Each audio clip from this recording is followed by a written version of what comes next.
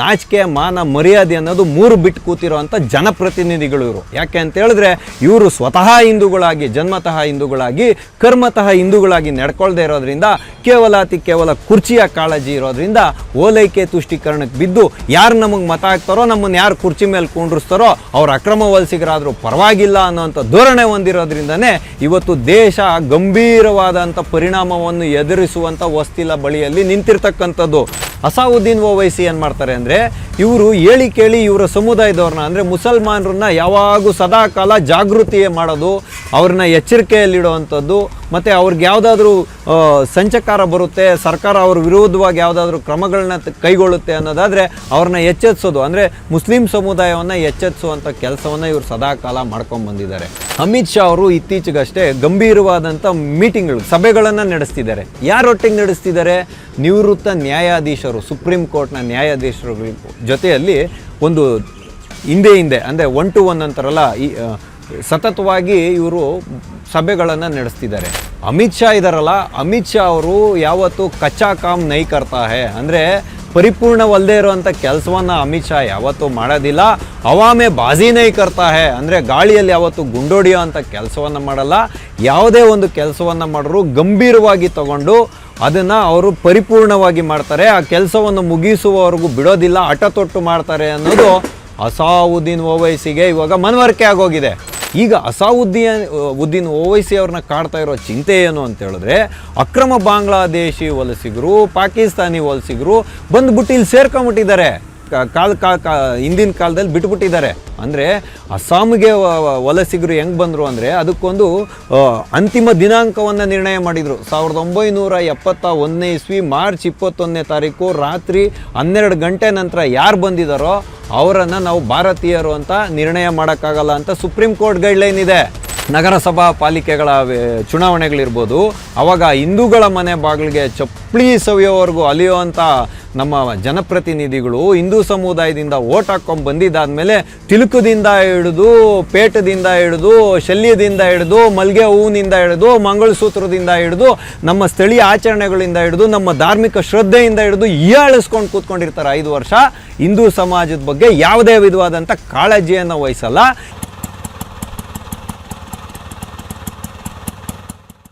TV ವಿಕ್ರಮದ ಸಮಸ್ತ ವೀಕ್ಷಕರಿಗೆ ಆಟೋವಾಲಾ ಕಾರ್ಯಕ್ರಮಕ್ಕೆ ಆತ್ಮೀಯವಾದ ಸ್ವಾಗತ. ನಾನು ನಿಮ್ಮ ಜಯಂತ್ ಪಾಂಡೆ. ಸ್ನೇಹಿತರೆ, ಆಟೋವಾಲಾ ಕಾರ್ಯಕ್ರಮಕ್ಕೆ ನಾವಿಂದು ಆಯ್ದುಕೊಂಡಂತಹ ವಿಷಯ, ಈ ಮನುಷ್ಯ ಗಾಳಿಯಲ್ಲಿ ಯಾವತ್ತೂ ಗುಂಡು ಹೊಡೆಯೋದೇ ಇಲ್ಲ. ಹೌದು ಸ್ನೇಹಿತರೆ, ನಾನಿವತ್ತು ಈ ರೀತಿಯಾಗಿ ಹೇಳ್ತಾ ಇರೋದಕ್ಕೆ ಒಂದು ಪ್ರಬಲವಾದ ಕಾರಣ ಉಂಟು. ನೋಡಿ, ಗಾಳಿಯಲ್ಲಿ ಈ ಮನುಷ್ಯ ಗುಂಡು ಹೊಡೆಯೋದಿಲ್ಲ ಅಂತ ಹೇಳಿದ್ದೆ ಯಾರು? ಯಾವ ಗಂಭೀರವಾದ ಕಾರಣಕ್ಕೋಸ್ಕರ ಇವರು ಈ ರೀತಿಯಾಗಿ ಹೇಳಿದ್ದಾರೆ? ಈ ಮನುಷ್ಯ ಗಾಳಿಯಲ್ಲಿ ಇವತ್ತು ಗುಂಡನ್ನು ಹೊಡ್ಕೊಂಡು ಕೂತ್ಕೊಂಡ್ರೆ ದೇಶಕ್ಕೆ ಎಂಥ ಒಂದು ಸಂಚಕಾರ ಬಂದು ಒದಗುತ್ತೆ. ಯಾಕೆ ಈ ಮನುಷ್ಯ ಇವತ್ತು ಗಾಳಿಯಲ್ಲಿ ಗುಂಡು ಹೊಡಿತಿಲ್ಲ, ಅಧಿಕಾರ ಹೋದ್ರೂ ಪರವಾಗಿಲ್ಲ, ನಾನು ಗಾಳಿಯಲ್ಲಿ ಗುಂಡು ಹೊಡೆಯೋದಿಲ್ಲ ಅನ್ನೋವಂಥ ದಿಟ್ಟತನವನ್ನು ಯಾಕೆ ಮೆರಿತಾ ಇರೋದು ಅನ್ನೋವಂಥ ಎಲ್ಲ ಸಂಶಯ ಇವತ್ತು ಸಮಸ್ತ ಭಾರತೀಯರನ್ನ ಕಾಡ್ತಾ ಇರ್ತಕ್ಕಂಥದ್ದು. ಅದಕ್ಕೆ ಉತ್ತರವನ್ನು ಕಂಡುಕೊಳ್ಳುವಂಥ ಒಂದು ಪ್ರಯತ್ನವನ್ನು ನಾವು ಈ ಸಂಚಿಕೆಯಲ್ಲಿ ಮಾಡೋಣ. ಹೌದು ಸ್ನೇಹಿತರೆ, ಮಹೇಶ್ವರ ವಿಧಾನಸಭಾ ಕ್ಷೇತ್ರ ಅಂತ ಒಂದಿದೆ, ಇಲ್ಲಿ ತೆಲಂಗಾಣದಲ್ಲಿದೆ. ಇಲ್ಲಿನ ಒಬ್ಬ ನಾಯಕ ಅಸಾವುದ್ದೀನ್ ಓವೈಸಿ ಇದ್ದಾರಲ್ಲ, ಎಲ್ರಿಗೂ ಗೊತ್ತಿರೋರೆ. ಇವರಿವತ್ತು ಅಲ್ಲಿ ನಡೀತಾ ಇರೋವಂಥ SIR ಪ್ರಕ್ರಿಯೆ ಏನು ನಡೀತಿದೆ, ಸ್ಪೆಷಲ್ ಇನ್ಸೆಂಟಿವ್ ರಿವಿಷನ್ ಏನು ನಡೀತಿದೆ, ಮತದಾರರ ತೀವ್ರ ಪರಿಷ್ಕರಣೆ, ಇದರ ಒಂದು ಸಭೆಯಲ್ಲಿ ಭಾಗವಹಿಸ್ತಾ ಅಲ್ಲಿರುವಂಥ ಮತದಾರರನ್ನು ಎಚ್ಚರಿಸ್ತಿರುವಂಥ ಪರಿ ಇದು. ಅಂದರೆ ಅಮಿತ್ ಶಾ ಇದ್ದಾರಲ್ಲ, ಅಮಿತ್ ಶಾ ಅವರು ಯಾವತ್ತು ಕಚ್ಚಾ ಕಾಮ್ ನೈ ಕರ್ತಾ ಹೇ ಅಂದರೆ ಪರಿಪೂರ್ಣವಲ್ಲದೆ ಇರುವಂಥ ಕೆಲಸವನ್ನು ಅಮಿತ್ ಶಾ ಯಾವತ್ತೂ ಮಾಡೋದಿಲ್ಲ. ಹವಾಮೆ ಬಾಜಿ ನೈ ಕರ್ತಾ ಹೇ ಅಂದರೆ ಗಾಳಿಯಲ್ಲಿ ಯಾವತ್ತೂ ಗುಂಡೊಡಿಯೋ ಅಂಥ ಕೆಲಸವನ್ನು ಮಾಡಲ್ಲ. ಯಾವುದೇ ಒಂದು ಕೆಲಸವನ್ನು ಮಾಡಿದ್ರು ಗಂಭೀರವಾಗಿ ತಗೊಂಡು ಅದನ್ನು ಅವರು ಪರಿಪೂರ್ಣವಾಗಿ ಮಾಡ್ತಾರೆ. ಆ ಕೆಲಸವನ್ನು ಮುಗಿಸುವವರೆಗೂ ಬಿಡೋದಿಲ್ಲ, ಹಠ ತೊಟ್ಟು ಮಾಡ್ತಾರೆ ಅನ್ನೋದು ಅಸಾವುದ್ದೀನ್ ಓವೈಸಿಗೆ ಇವಾಗ ಮನವರಿಕೆ ಆಗೋಗಿದೆ. ಯಾಕೆ ಇವ್ರಿಗೆ ಇವಾಗ ಮನವರಿಕೆ ಆಗೋಗಿರೋದು ಅಂತ ಹೇಳಿದ್ರೆ, ಸ್ನೇಹಿತರೆ, ನಾವು ಈ ವಿಷಯವನ್ನು ಅರ್ಥ ಮಾಡ್ಕೊಳೋದಕ್ಕೆ ಮೊದಲು ಸ್ವಲ್ಪ ಚಿಂತನೆಯನ್ನು ನಡೆಸ್ತಕ್ಕಂಥದ್ದು ನಮ್ಮೆಲ್ಲರ ನಾಗರಿಕ ಕರ್ತವ್ಯ. ಯಾಕೆ ಅಂತ ಹೇಳಿದ್ರೆ, ಒಂದು ದೇಶದಲ್ಲಿ ದೀರ್ಘಕಾಲೀನವಾಗಿ ದೇಶದ ಭದ್ರತೆಯ ಬಗ್ಗೆ, ದೇಶದ ನಾಗರಿಕರ ಬಗ್ಗೆ ಕಾಳಜಿಯನ್ನು ತಗೊಳ್ಳದೆ ಕೇವಲ ಅಧಿಕಾರವನ್ನು ಹಿಡಿಯೋದಕ್ಕೆ ಎಷ್ಟು ರಾಜಕಾರಣ ಮಾಡಬೇಕೋ ಅಷ್ಟನ್ನೇ ಮಾಡಿಕೊಂಡು, ಯಾರನ್ನು ಓಲೈಕೆ ಮಾಡಿಕೊಂಡು ತುಷ್ಟೀಕರಣ ಮಾಡಿಕೊಂಡು ದೇಶದ ಭದ್ರತೆಯ ಬಗ್ಗೆ ಕಾಳಜಿ ವಹಿಸಿಲ್ಲ ಅಂದರೆ ದೀರ್ಘಕಾಲೀನವಾಗಿ ದೇಶ ಎಂತೆಂಥ ಸಮಸ್ಯೆಗಳನ್ನ ಎದುರಿಸಬೇಕಾಗುತ್ತೆ ಅನ್ನೋದಕ್ಕೆ ಈ ಪ್ರಕರಣ ಸಾಕ್ಷಿಯಾಗಿ ನಿಲ್ಲುತ್ತೆ. ಇವತ್ತು ಹೇಳಿ ಕೇಳಿ ಅನುಮಾನ ವ್ಯಕ್ತಪಡಿಸ್ತಿರ್ತಕ್ಕಂಥದ್ದು ಅಸಾವುದ್ದೀನ್ ಓವೈಸಿ ಏನು ಮಾಡ್ತಾರೆ ಅಂದರೆ, ಇವರು ಹೇಳಿ ಕೇಳಿ ಇವರ ಸಮುದಾಯದವ್ರನ್ನ ಅಂದರೆ ಮುಸಲ್ಮಾನರನ್ನ ಯಾವಾಗೂ ಸದಾಕಾಲ ಜಾಗೃತಿ ಮಾಡೋದು, ಅವ್ರನ್ನ ಎಚ್ಚರಿಕೆಯಲ್ಲಿಡುವಂಥದ್ದು, ಮತ್ತು ಅವ್ರಿಗೆ ಯಾವುದಾದ್ರೂ ಸಂಚಕಾರ ಬರುತ್ತೆ, ಸರ್ಕಾರ ಅವ್ರ ವಿರೋಧವಾಗಿ ಯಾವುದಾದ್ರೂ ಕ್ರಮಗಳನ್ನ ಕೈಗೊಳ್ಳುತ್ತೆ ಅನ್ನೋದಾದರೆ ಅವ್ರನ್ನ ಎಚ್ಚೆತ್ಸೋದು, ಅಂದರೆ ಮುಸ್ಲಿಂ ಸಮುದಾಯವನ್ನು ಎಚ್ಚೆತ್ಸುವಂಥ ಕೆಲಸವನ್ನು ಇವರು ಸದಾಕಾಲ ಮಾಡ್ಕೊಂಡ್ಬಂದಿದ್ದಾರೆ. ಹಾಗಾಗಿ ಮುಸ್ಲಿಂ ಸಮುದಾಯ ಇವ್ರು ಹೇಳುವಂಥ ಮಾತುಗಳನ್ನು ಗಂಭೀರವಾಗಿ ಪರಿಗಣನೆಗೆ ತಗೊಳುತ್ತೆ. ಈಗ ಏನಾಗಿದೆ ಅಂತ ಹೇಳಿದ್ರೆ, ಅಮಿತ್ ಶಾ ಅವರು ಇತ್ತೀಚೆಗಷ್ಟೇ ಗಂಭೀರವಾದಂಥ ಸಭೆಗಳನ್ನು ನಡೆಸ್ತಿದ್ದಾರೆ. ಯಾರೊಟ್ಟಿಗೆ ನಡೆಸ್ತಿದ್ದಾರೆ? ನಿವೃತ್ತ ನ್ಯಾಯಾಧೀಶರು, ಸುಪ್ರೀಂ ಕೋರ್ಟ್ನ ನ್ಯಾಯಾಧೀಶರ ಜೊತೆಯಲ್ಲಿ ಒಂದು ಹಿಂದೆ ಅಂದರೆ 1-to-1 ಅಂತಾರಲ್ಲ, ಸತತವಾಗಿ ಇವರು ಸಭೆಗಳನ್ನು ನಡೆಸ್ತಿದ್ದಾರೆ. ಇದು ಇವತ್ತು ಅಸಾವುದ್ದೀನ್ನ ಮನಸ್ಸಿನಲ್ಲಿ ಒಂದು ಮುಳ್ಳು ರೀತಿಯಲ್ಲಿ ಚುಚ್ತಾ ಇರೋದು. SIR ಪ್ರಕ್ರಿಯೆ ನಡೀತಿರೋದು ಅದು ಬೇರೆ ಭಾಗ. ಆದರೆ ನಮ್ಮ ಅಮಿತ್ ಶಾ ಅವರು ನಿವೃತ್ತ ನ್ಯಾಯಾಧೀಶರ ಜೊತೆಯಲ್ಲಿ ಮೀಟಿಂಗನ್ನು ನಡೆಸ್ತಿದ್ದಾರೆ. ಅದರ ಹಿಂದೆ ಇರುವಂಥ ಉದ್ದೇಶ ಏನಂದರೆ, ಈ ದೇಶದಲ್ಲಿ ಡೆಮೋಗ್ರಫಿಕ್ ಚೇಂಜ್ ಆಗ್ತಿದೆ, ಬಹಳ ತೀವ್ರಗತಿಯಲ್ಲಿ ಇದು ಆಗ್ತಿದೆ ಅಂತ. ಡೆಮೋಗ್ರಫಿಕ್ ಚೇಂಜ್ ಅಂದರೆ ಮೂಲ ಜನಸಂಖ್ಯೆ ಏನಿದ್ರು ಅದರ ಸ್ವರೂಪ ಬದಲಾಗ್ತಿದೆ ಅಂತ. ಮೂಲ ಜನಸಂಖ್ಯೆ ಅಂದರೆ ಏನು ಅಂದರೆ, ನಾವು ಉದಾಹರಣೆಗೆ ಇವಾಗ ಇಲ್ಲಿ ತಿಳ್ಕೊಳ್ಳೋಣ. ಇಲ್ಲೊಂದು ಬುಡಕಟ್ಟು ಸಮುದಾಯ ವಾಸವಾಗಿದೆ ಅಂತ ತಿಳ್ಕೊಳ್ಳಿ ನೀವು. ಆ ಬುಡಕಟ್ಟು ಸಮುದಾಯದಲ್ಲಿ ಬೇರೆ ಬೇರೆ ಕಡೆಯಿಂದ ವಲಸೆ ಬಂದವರು ಸೇರಿಕೊಂಡು ಆ ಬುಡಕಟ್ಟು ಜನಾಂಗ ಏನಿದ್ರಲ್ಲ ಅವ್ರ ಸಂಖ್ಯೆ ಘಟಿಸಿ ಹೋಗಿ ಬೇರೆ ಕಡೆಯಿಂದ ಬಂದಿರೋಂಥ ಜನಗಳು ವಲಸೆ ಜಾಸ್ತಿ ಆಗುತ್ತೆ. ಆವಾಗ ಅಲ್ಲಿ ಸಂಸ್ಕೃತಿಯ ನಾಶ ಆಗುತ್ತೆ, ಅಲ್ಲಿನ ಮೂಲ ಆಚಾರ ವಿಚಾರಗಳು ನಾಶ ಆಗುತ್ತೆ. ಯಾವುದು ಜನಸಂಖ್ಯೆ ಹೆಚ್ಚಾಗಿದೆಯೋ ಅದು ಅಲ್ಲಿ ಜನರುಗಳ ಮುಂದೆ ಫೋಕಸ್ ಆಗುತ್ತೆ. ಅಂದರೆ ವಲಸೆ ಬಂದಿರೋ ಅಂಥವ್ರು ಬೇರೆ ಯಾವ ಜನಾಂಗ ಇನ್ಕ್ರೀಸ್ ಆಗಿದೆಯೋ ಆ ಸಂಸ್ಕೃತಿಗಳು ಇದಾಗ್ತಾ ಹೋಗೋದನ್ನು ಡೆಮೋಗ್ರಫಿಕ್ ಚೇಂಜ್ ಅಂತಾರೆ. ಅಂದರೆ ಜನಸಂಖ್ಯೆಯ ಮೂಲ ಸ್ವರೂಪ ಬದಲಾವಣೆ ಆಗುತ್ತೆ ಅಂತ. ಈಗ ಅಸಾವುದ್ದೀನ್ ಓವೈಸಿ ಅವ್ರನ್ನ ಕಾಡ್ತಾ ಇರೋ ಚಿಂತೆ ಏನು ಅಂತ ಹೇಳಿದ್ರೆ, ಅಕ್ರಮ ಬಾಂಗ್ಲಾದೇಶಿ ವಲಸಿಗರು, ಪಾಕಿಸ್ತಾನಿ ವಲಸಿಗರು ಬಂದುಬಿಟ್ಟು ಇಲ್ಲಿ ಸೇರ್ಕೊಂಬಿಟ್ಟಿದ್ದಾರೆ. ಹಿಂದಿನ ಕಾಲದಲ್ಲಿ ಬಿಟ್ಬಿಟ್ಟಿದ್ದಾರೆ. ಅಂದರೆ ಅಸ್ಸಾಂಗೆ ವಲಸಿಗರು ಹೆಂಗೆ ಬಂದರು ಅಂದರೆ, ಅದಕ್ಕೊಂದು ಅಂತಿಮ ದಿನಾಂಕವನ್ನು ನಿರ್ಣಯ ಮಾಡಿದರು. 1971 ಇಸ್ವಿ ಮಾರ್ಚ್ 21ನೇ ತಾರೀಕು ರಾತ್ರಿ 12 ಗಂಟೆ ನಂತರ ಯಾರು ಬಂದಿದ್ದಾರೋ ಅವರನ್ನು ನಾವು ಭಾರತೀಯರು ಅಂತ ನಿರ್ಣಯ ಮಾಡೋಕ್ಕಾಗಲ್ಲ ಅಂತ ಸುಪ್ರೀಂ ಕೋರ್ಟ್ ಗೈಡ್ಲೈನ್ ಇದೆ. ಅಂದರೆ ಅಲ್ಲಿ ಯುದ್ಧಗಳು ನಡೀತಲ್ಲ ಆ ಟೈಮಲ್ಲಿ ಬಂದಿರೋರು, ಅಂದರೆ ವಲಸೆ ಬಂದ್ಬಿಟ್ಟಿದ್ದಾರೆ, ನಿರಾಶ್ರಿತರಾಗಿ ಬಂದ್ಬಿಟ್ಟಿದ್ದಾರೆ, ಅವ್ರನ್ನೇನು ಮಾಡೋಕ್ಕಾಗಲ್ಲ. ಅದಕ್ಕೋಸ್ಕರ ಮಾರ್ಚ್ 21ನೇ ತಾರೀಕು ರಾತ್ರಿ 12 ಗಂಟೆ 1971 ಇಸ್ವಿ ಒಳಗಡೆ ಯಾರು ಅಸ್ಸಾಮಲ್ಲಿ ನೆಲೆಸಿದ್ರು ಅವ್ರನ್ನೆಲ್ಲರೂ ಭಾರತೀಯರು ಅಂತ ನಾವು ಪರಿಗಣನೆಗೆ ತೊಗೊಬೇಕು. ಅವಾಗೇನಾಯಿತು ಅಂದರೆ, ದೇಶದಲ್ಲಿ ಎಲ್ಲೂ NRCಯನ್ನು ಕೊಡಲಿಕ್ಕೆ ಬಿಡಲಿಲ್ಲ. ಯಾಕೆ ಅಂತ ಹೇಳಿದ್ರೆ, ಅಂಬೇಡ್ಕರ್ ಅವರು ಅವತ್ತು ಸಂವಿಧಾನ ರಚನಾ ಮಂಡಳಿಯಲ್ಲಿ ಒಮ್ಮತದ ಒಂದು ಸಹಮತ ಮೂಡದೇ ಇರೋದ್ರಿಂದ NRC ಮಾಡೋದಕ್ಕೆ, ಅಂದರೆ ನ್ಯಾಷನಲ್ ರಿಜಿಸ್ಟರಿ ಆಫ್ ಸಿಟಿಜನ್ಸ್ ಅಂತ ಹೇಳ್ತಾರೆ, ಅಂದರೆ ಪೌರತ್ವ ಕಾಯ್ದೆ, ಇದಕ್ಕೆ ಒಮ್ಮತ ಮೂಡದ ಕಾರಣ ಇದನ್ನು ಡೈರೆಕ್ಟಿವ್ ಆಫ್ ಪ್ರಿನ್ಸಿಪಲ್ ಅಂದರೆ ಮುಂದಿನ ಪೀಳಿಗೆಗಾಗಿ ಬಿಡಲಾಗಿದೆ ಅಂತ ಹೇಳ್ಬಿಟ್ಟು ಮುಗಿಸ್ಬಿಟ್ರು ಅಲ್ಲಿಗೆ. ಆದರೆ ಇವತ್ತು ಏನಾಯಿತು ಅಂದರೆ, ಸ್ಪಷ್ಟವಾದ ಗಡಿ ರೇಖೆಗಳಿಲ್ಲದೆ ಇರೋದ್ರಿಂದ, ಓಲೈಕೆಯ ತುಷ್ಟೀಕರಣದ ರಾಜಕಾರಣ ಮಾಡ್ತಿದ್ದರಿಂದ ಏನಾಯಿತು ಅಂತೇಳಿದ್ರೆ, ರಾಜಕೀಯ ಪಕ್ಷಗಳು ತಮ್ಮ ರಾಜಕೀಯದ ಅಧಿಕಾರದ ದಾಹಕ್ಕೋಸ್ಕರ ತುಷ್ಟೀಕರಣ ಓಲೈಕೆ ಮಾಡಿಕೊಂಡು ಬಂದವ್ರನ್ನೆಲ್ಲ ಧರ್ಮಛತ್ರ ಥರ ಒಳಗಡೆ ತುಂಬಿಟ್ಟಿದ್ದಾರೆ. ಹಾಗಾಗಿ ಅಸ್ಸಾಮಲ್ಲಿ ಏನಾಯಿತು ಅಂದರೆ, ಈ ಜನಸಂಖ್ಯೆ ಯಥೇಚ್ಛವಾಗಿ ಆಗೋಯ್ತು. ಅಕ್ರಮ ವಲಸಿಗರದು ಜನಸಂಖ್ಯೆ ಯಥೇಚ್ಛವಾಗಿ ಏರಿದ್ರಿಂದ ಸುಪ್ರೀಂ ಕೋರ್ಟ್ ಏನು ಮಾಡ್ತು ಅಂದರೆ, NRCಯನ್ನು ಮಾಡಲೇಬೇಕು ಅಂತ ಆದೇಶವನ್ನಿತ್ತು. ಆವಾಗಲೂ ಕೂಡ ಅಮಿತ್ ಶಾ ಅವರೇ ಹಠಕ್ಕೆ ಬಿದ್ದು NRCಯನ್ನು ಮಾಡಿಸಿದ್ರು. ಆವಾಗ 3,31,00,000 ಜನ ಅರ್ಜಿಗಳನ್ನು ಹಾಕ್ಕೊಂಡಿದ್ರು. ಅದರಲ್ಲಿ ಇವಾಗ 19 ಲಕ್ಷ ಚಿಲ್ಲರೆ ಜನಕ್ಕೆ NRCಯನ್ನು ಕೊಡಲಾಗಿಲ್ಲ. ಒಂದು ಪ್ರಕರಣ ಇದೆ. ಒಂದು ಪ್ರಕರಣದಲ್ಲಿ ಒಬ್ಬಾತ ಹಲವಾರು 17 ದಾಖಲಾತಿಗಳನ್ನು ಸಲ್ಲಿಸಿದ್ರೂ ಕೂಡ ಆತನಿಗೆ NRCಯನ್ನು ಕೊಡಲಾಗ್ತಾ ಇಲ್ಲ. ಇದು ಇವಾಗ ಒಂದು ಉದಾಹರಣೆ. ಇಂಥ ಹಲವಾರು ಉದಾಹರಣೆಗಳನ್ನ ಸೇರಿಸ್ಕೊಂಡು ಈ ದೇಶದಲ್ಲಿ ಬಹುದೊಡ್ಡ ಮಟ್ಟದ ಒಂದು ವಿವಾದವನ್ನು ಸೃಷ್ಟಿ ಮಾಡಿ, ಯಾರ್ಯಾರು ಅಕ್ರಮ ವಲಸಿಗರಿದ್ದಾರೋ ಅವ್ರಿಗೆಲ್ರಿಗೂ NRC ಕೊಡಬೇಕು ಅಂತ ವಿರೋಧ ಪಕ್ಷಗಳು ಟೊಂಕ ಕಟ್ಟಿ ನಿಂತಿರ್ತಕ್ಕಂಥದ್ದು. ಇದನ್ನೇ ವಿವಾದ ಮಾಡೋದು ಇವರು. ಅದಕ್ಕೋಸ್ಕರನೇ SIR ಅನ್ನೋದು ಪರಿಪೂರ್ಣವಾಗಿ ಆದಾಗ ಒಂದಷ್ಟು ಜನರನ್ನ ಶುದ್ಧೀಕರಣ ಮಾಡ್ತಾರೆ. ಇವನು ಭಾರತೀಯ ಅಲ್ಲ, ಇವನಿಗೆ ಮತದಾನದ ಹಕ್ಕು ಕೊಡಬಾರ್ದು ಅನ್ನೋದು ಮೊದಲನೇ ಅಂತ. ಅಂದರೆ ಡಿಡೆಕ್ಟ್ ಮಾಡೋದು, ಇದು ಡಿಡೆಕ್ಟ್ ಮಾಡ್ತಾರೆ. ಆಮೇಲೆ ಅವನ್ನ ಡಿಲೀಟ್ ಮಾಡ್ತಾರೆ, ಅಂದರೆ ಮತದಾರರ ಪಟ್ಟಿಯಿಂದ ಡಿಲೀಟ್ ಮಾಡ್ತಾರೆ. ಅವನು ಯಾವ್ಯಾವ ಸವಲತ್ತುಗಳನ್ನ ತೊಗೊತಿದ್ದಾನೋ ಅದನ್ನು ಕಟ್ ಮಾಡ್ತಾರೆ. ಆಮೇಲೆ NRC ಆದಮೇಲೆ ಏನಾಗುತ್ತೆ, ಅವನ್ನ ಗುರುತಿಸಿ ಡಿಪೋರ್ಟ್ ಮಾಡೋ ಅಂಥ ಕೆಲಸ ಆಗುತ್ತೆ. ಈ ಒಂದು ವಿಷಯನೇ ಇವತ್ತು ಅಸಾವುದ್ದೀನ್ ಓವೈಸಿಯನ್ನು ಕಾಡ್ತಾ ಇರ್ತಕ್ಕಂಥದ್ದು. ಅದಕ್ಕಾಗಿ ಇವ್ರು ಏನು ಮಾಡ್ತಿದ್ದಾರೆ ಅಂತ ಹೇಳಿದ್ರೆ, ತೆಲಂಗಾಣ ಸರ್ಕಾರಕ್ಕೆ ಒಂದು ತಾಕೀತನ್ನು ಮಾಡ್ತಾ ಇದ್ದಾರೆ, ಒಂದು ಆಗ್ರಹವನ್ನು ಮಾಡ್ತಾ ಇದ್ದಾರೆ, ಒಂದು ಒತ್ತಾಯವನ್ನು ಮಾಡ್ತಾ ಇದ್ದಾರೆ. ಶಾಶ್ವತ ನಿವಾಸಿ ಪತ್ರಗಳನ್ನು ನೀವು ಕೊಡಬೇಕು SIR ಮಾಡೋದಕ್ಕೆ ಮುಂಚೆ ಅಂತ. ಅಂದರೆ 10 ವರ್ಷದಿಂದ ಯಾರು ಇಲ್ಲಿ ತೆಲಂಗಾಣದಲ್ಲಿ ವಾಸ ಮಾಡ್ತಾ ಇದ್ದಾರೋ ಅವ್ರನ್ನ ತೆಲಂಗಾಣದ ಶಾಶ್ವತ ನಿವಾಸಿ ಅಂತ ಪರಿಗಣನೆಗೆ ತಗೋಬೇಕು ಅಂತ ಕರ್ನಾಟಕ ರಾಜ್ಯ ಸರ್ಕಾರನೂ ಅದನ್ನೇ ಮಾಡ್ತಿದೆ. ಅಂದರೆ ಇಲ್ಲೇನಾಗುತ್ತೆ ಅಂದರೆ 70-80 ದಶಕದಲ್ಲಿ ಬಂದವರು ಇಲ್ಲಿ ಯಾರ್ಯಾರು ಇದ್ದಾರೋ ಅವ್ರಿಗೆಲ್ರಿಗೂ ಶಾಶ್ವತ ನಿವಾಸಿ ಪತ್ರಗಳು ಸಿಗುವಂಥ ಸಾಧ್ಯತೆ ನಿಶ್ಚಲವಾಗ್ತಿದೆ. ಇದು ಆಗೋದಾಗ ಏನಾಗುತ್ತೆ ಅಂದರೆ ಅಲ್ಲಿಂದ ವೆಸ್ಟ್ ಬೆಂಗಾಳು, ಬಿಹಾರ ಈ ಕಡೆಯಿಂದ ಎಲ್ಲ ವಲಸೆ ಬಂದಿರೋವಂಥ ಅಕ್ರಮ ನಿವಾಸಿಗಳು ಸೇರ್ಕೊಳ್ಳೋವಂಥ ಸಾಧ್ಯತೆ ಭಾಳ ದಟ್ಟವಾಗಿ ಕಾಡ್ತಾ ಇರತಕ್ಕಂಥದ್ದು. ಹಾಗಾಗಿ ಇಲ್ಲಿ ರಾಜ್ಯ ಸರ್ಕಾರಗಳು ಅಷ್ಟೇ ಎಚ್ಚರಿಕೆಯನ್ನು ವಹಿಸಬೇಕು. ಕೇವಲ ಆಂತರಿಕ ಭದ್ರತೆಯ ವಿಷಯ ಕೇಂದ್ರ ಸರ್ಕಾರಕ್ಕೆ ಸಂಬಂಧಪಟ್ಟಿದ್ದಲ್ಲ, ರಾಜ್ಯ ಸರ್ಕಾರಗಳದ್ದು ಕೂಡ ಗುರುತರವಾದ ಒಂದು ಜವಾಬ್ದಾರಿ ಇದೆ. ಓಲೈಕೆ ತುಷ್ಟೀಕರಣದ ರಾಜಕಾರಣವನ್ನೇ ಮಾಡ್ಕೊಂಬಿಟ್ಟು ನಾವೆಲ್ಲರೂ ಅಕ್ರಮ ವಲಸಿಗರನ್ನೆಲ್ಲ ಸೇರಿಸ್ಕೊಂಬಿಟ್ಟು ನಾವು ಮಾಡಿಬಿಡ್ತೀವಿ ಅನ್ನೋದಾದರೆ ಮುಂದೆ ಒಂದಿನ ಇವತ್ತು ಯುರೋಪ್ ಕಂಟ್ರಿಗಳಲ್ಲಿರ್ಬೋದು, ಕೆನಡಾದಲ್ಲಿರ್ಬೋದು ಎಲ್ಲ ಇವತ್ತು ಅಲ್ಲೇನು ಅಕ್ರಮ ವಲಸಿಗರಿಂದ ತುಂಬಿ ತುಳುಕಿ ಅಲ್ಲಿ ದೇಶದ ಆಂತರಿಕ ಭದ್ರತೆಗೆ ಸಂಚಕಾರ ಬರ್ತಿದೆಯಲ್ಲ ಆ ರೀತಿಯಾಗುತ್ತೆ. ಇತ್ತೀಚೆಗಷ್ಟೇ ನಾವು UK ಅಲ್ಲಿ ಬೆಲ್ಫಾಸ್ಟ್ನಲ್ಲಿ ನೋಡಿದ್ವಿ, ಚೂರಿ ಇರ್ದಿದ್ದು, ಬೆಂಕಿಗಳು ಹಚ್ಚಿದ್ದು, ಸಾರ್ವಜನಿಕ ಸಾರಿಗೆಗೆ ಬೆಂಕಿ ಹಚ್ಚಿದ್ದು, ಇದೆಲ್ಲ ಘಟನೆಗಳನ್ನು ನೋಡ್ತಾ ಇದ್ದೀವಿ. ಅಂಥದ್ದೇ ಸ್ಥಿತಿ ಇವತ್ತು ಬರುತ್ತೆ. ಈ 19 ಲಕ್ಷ ಜನರುಗಳನ್ನ ಫಿಲ್ಟ್ರೈಸ್ ಮಾಡಿದ್ದಾರೆ.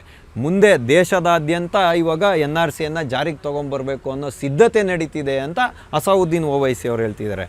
ಆದರೆ ವಿಷಯ ಅದಲ್ಲ, ಡೆಮೋಗ್ರಫಿಕ್ ಎಲ್ಲೆಲ್ಲಿ ಚೇಂಜ್ ಆಗ್ತಾ ಇದೆ, ಡೆಮೋಗ್ರಫಿ ಚೇಂಜ್ ಎಲ್ಲೆಲ್ಲಿ ಆಗ್ತಾ ಇದೆ ಅದರ ಅಧ್ಯಯನ ಮಾಡುವಂಥ ತಂಡ ಅಂತ ಕೇಂದ್ರ ಸರ್ಕಾರ ಹೇಳ್ತಿದೆ. ಇದರಲ್ಲಿ ಸ್ಪಷ್ಟತೆ ಇಲ್ಲ.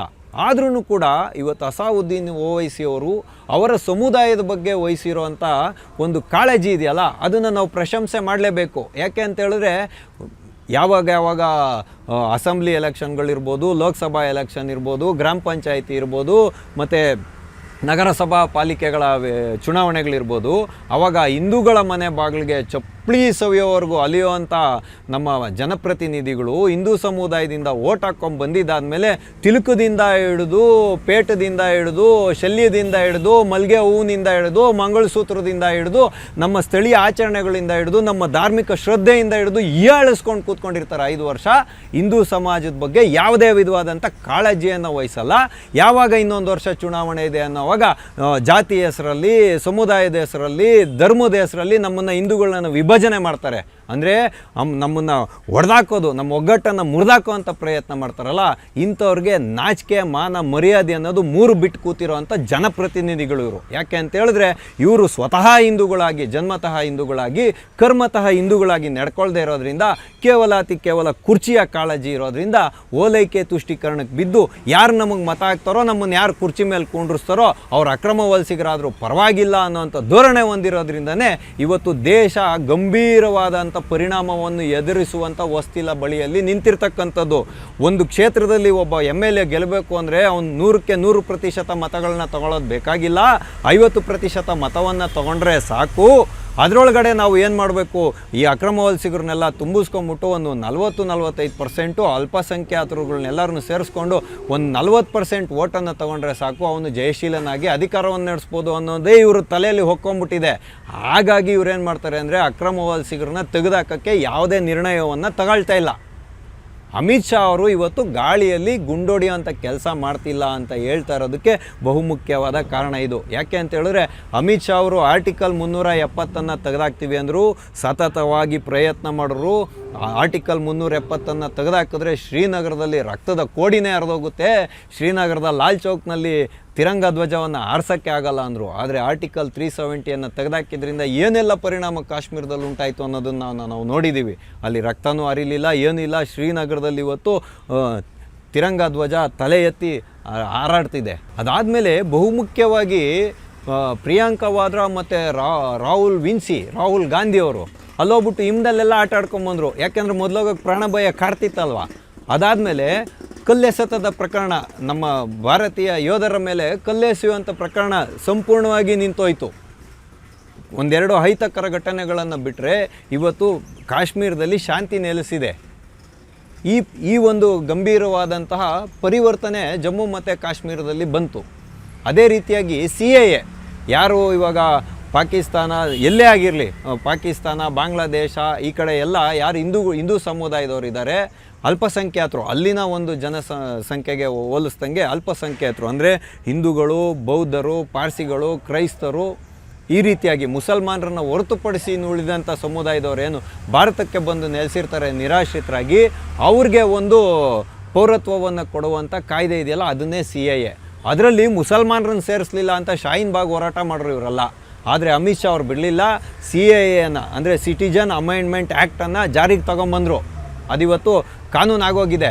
ಯಾರೇ ನಿರಾಶ್ರಿತರು ಪಾಕಿಸ್ತಾನದಿಂದ, ಬಾಂಗ್ಲಾದೇಶದಿಂದ ಬಂದರೆ ಅವ್ರಿಗೆ ಮುಸಲ್ಮಾನರನ್ನು ಹೊರತುಪಡಿಸಿ, ಮುಸಲ್ಮಾನರಿಗೆ ಬರಲ್ಲ ಅದು. ಯಾಕೆಂದರೆ ಅವ್ರಿಗೆ ದೇಶನ ಕೊಟ್ಟಾಗೋಗಿದೆ. ಧರ್ಮದ ಆಧಾರದಲ್ಲಿ ದೇಶ ತಗೊಂಡ್ರಲ್ಲ, ತಿರ್ಗೇನಕ್ಕೆ ಇಲ್ಲಿ ನಿರಾಶ್ರಿತರಾಗಿ ಬರ್ತೀರಾ ಅನ್ನೋಂಥ ಒಂದು ವಿಷಯನ ಗಮನದಲ್ಲಿ ಇಟ್ಕೊಂಡೇ ಕೇಂದ್ರ ಸರ್ಕಾರ ಅವ್ರಿಗೆ ಕೊಡ್ತಿಲ್ಲ. ಸಿಖ್ರಿರ್ಬೋದು, ಬೌದ್ಧರಿರ್ಬೋದು, ಜೈನರಿರ್ಬೋದು, ಪಾರ್ಸಿಗಳಿರ್ಬೋದು, ಹಿಂದೂಗಳಿರ್ಬೋದು, ಯಾರೇ ಬಂದರೂ ಅವ್ರಿಗೆ ಇವಾಗ ಸಿಟಿಜನ್ ಅಮೆಂಡ್ಮೆಂಟ್ ಆ್ಯಕ್ಟ್ನ ಪ್ರಕಾರ ಒಂದು ಇದನ್ನು ಮಾಡ್ತಾರೆ. ಅದೇ ರೀತಿಯಾಗಿ ರಾಮ ಮಂದಿರದ ನಿರ್ಮಾಣದಲ್ಲೂ ಕೂಡ ಇದೇ ರೀತಿಯಾದಂಥ ಒಂದು ದಿಟ್ಟವಾದ ನಿರ್ಧಾರ ತೊಗೊಂಡಿದ್ದರಿಂದ ಇವತ್ತು ರಾಮ ಮಂದಿರ ಅಲ್ಲಿ ಸ್ಥಾಪನೆ ಆಗಿರತಕ್ಕಂಥದ್ದು, ರಾಮ ಮಂದಿರವನ್ನು ಕಟ್ಟಿ ಪೂರ್ಣ ಮಾಡೋಕ್ಕಾಗಿರೋವಂಥದ್ದು.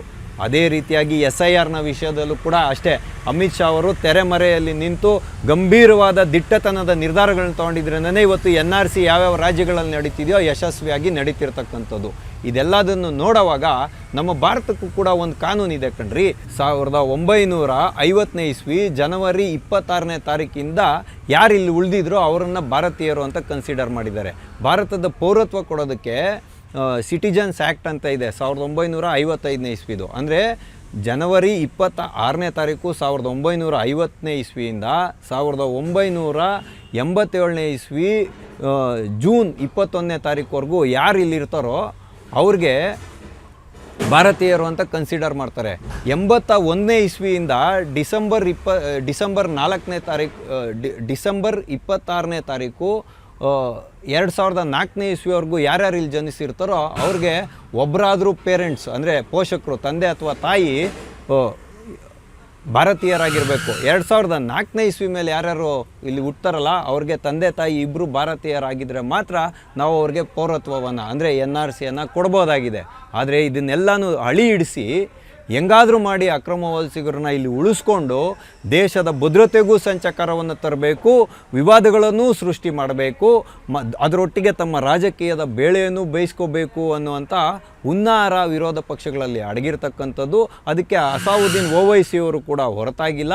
ಆದರೆ ಅವರಲ್ಲಿ ಪ್ರಶಂಸನೀಯವಾದಂಥ ಒಂದು ಅಂಶ ಏನು ಅಂದರೆ ಅವರ ಸಮುದಾಯದ ಬಗ್ಗೆ ಅವರು ಕಾಳಜಿಯನ್ನು ವಹಿಸ್ತಾರೆ. ಆದರೆ ನಾಚಿಕೆಗೇಡಿನ ಒಂದು ನಡತೆಯನ್ನು ನಡೀತಾ ಇರುವಂಥ ಹಿಂದೂ ಸಮುದಾಯದ ಜನಪ್ರತಿನಿಧಿಗಳೇನಿದ್ದಾರೆ ಅವರು ಹಿಂದೂ ಸಮುದಾಯದ ಕುರಿತಾಗಿ, ಈ ದೇಶದ ಭದ್ರತೆಯ ಕುರಿತಾಗಿ ಯಾವುದೇ ರೀತಿಯಾದ ಕಾಳಜಿಯನ್ನು ವಹಿಸ್ತಾ ಇಲ್ಲ ಅಂತ ಹೇಳ್ತಕ್ಕಂಥದ್ದು ಅಸಾವುದ್ದೀನ್ ಓವೈಸಿ ಅವರ ಹೇಳಿಕೆಯಿಂದ ಗೊತ್ತಾಗ್ತಿದೆ. ಹಾಗಾಗಿ ಕಾಗಜ್ ನೈ ದಿಖಾಯಂಗೆ ಅಂತ ಹೇಳೋ ಕಾಲ ಹೊರಟೋಗಿದೆ. ಕಾಗಜ್ ದಿಖಾನ ಪಡ್ತಾ ಹೇ NRC ಬನಾನೆ ಕೆ ಲಿಯೆ. ಹಾಗಾಗಿ ಜೋ ಕಚ್ಚಾ ಹೇ ಅವ್ರನ್ನ ಏನೂ ಮಾಡೋಕ್ಕಾಗಲ್ಲ ಅಂತ ಇವತ್ತು ಅಸಾವುದ್ದೀನ್ ಓವೈಸಿ ಅವರು ಅಳಲನ್ನು ತೋಡ್ಕೊಳ್ತಾ ಇರೋದು. ಅದಕ್ಕಾಗಿಯೇ ಇಂಥ ಎಲ್ಲ ಗಂಭೀರವಾದ ವಿಷಯವನ್ನು ಪರಿಗಣನೆಗೆ ತೊಗೊಂಡೇ ಅಸಾವುದ್ದೀನ್ ಓವೈಸಿ ಅವ್ರು ಹೇಳಿದ್ದು ಅಮಿತ್ ಶಾ ಹವಾ ಮೇ ಬಾಜಿ ನೈ ಕರ್ತಾ. ಅಂದರೆ ಅಮಿತ್ ಶಾ ಅವ್ರು ಯಾವತ್ತೂ ಗಾಳಿಯಲ್ಲಿ ಗುಂಡೊಡೆಯೋದಿಲ್ಲ, ಅವ್ರು ಹಿಡಿದಂಥ ಕೆಲಸವನ್ನು ಮಾಡೇ ಮಾಡ್ತಾರೆ ಅಂತ ಹೇಳುವಂತಹ ಒಂದು ಮನವರಿಕೆ ಅಸಾವುದ್ದೀನ್ ಅವ್ರಿಗೆ ಆಗಿರೋದು ಅನ್ನುವಂಥ ವಿಷಯದೊಂದಿಗೆ ಇಂದಿನ ಆಟೋವಾಲ ಕಾರ್ಯಕ್ರಮವನ್ನು ನಾವು ಮುಗಿಸ್ತಾ ಇದ್ದೇವೆ. ಮುಂದೆ ಇಂತಹದ್ದೇ ಒಂದು ಕುತೂಹಲಕಾರಿಯಾದ ವಿಷಯದೊಂದಿಗೆ ನಾವೆಲ್ಲರೂ ಮತ್ತೆ ಭೇಟಿಯಾಗೋಣ. ಅಲ್ಲಿವರೆಗೂ TV ವಿಕ್ರಮವನ್ನು ಸಬ್ಸ್ಕ್ರೈಬ್ ಮಾಡುವುದರ ಮುಖಾಂತರ, ನಿಮ್ಮ ಸದ್ವಿಚಾರಗಳನ್ನು ಕಾಮೆಂಟ್ ಮಾಡುವುದರ ಮುಖಾಂತರ ಹಾಗೂ ಶೇರ್ ಮಾಡುವುದರ ಮುಖಾಂತರ ನಮ್ಮನ್ನು ಪ್ರೋತ್ಸಾಹಿಸಿ. TV ವಿಕ್ರಮ, ದೇಶ ನಿಮ್ಮ ಕೈಯಲ್ಲಿ. ಈ ಕಾರ್ಯಕ್ರಮ ನಿಮಗೆ ಇಷ್ಟ ಆಗಿದ್ದಲ್ಲಿ ಲೈಕ್, ಶೇರ್ ಹಾಗೂ ಕಮೆಂಟ್ ಮಾಡಿ. TV ವಿಕ್ರಮದ ಕಾರ್ಯಕ್ರಮಗಳನ್ನು ನಿರಂತರವಾಗಿ ವೀಕ್ಷಿಸಲು ಸಬ್ಸ್ಕ್ರೈಬ್ ಮಾಡಿ, ಬೆಲ್ ಐಕನ್ ಒತ್ತಿ.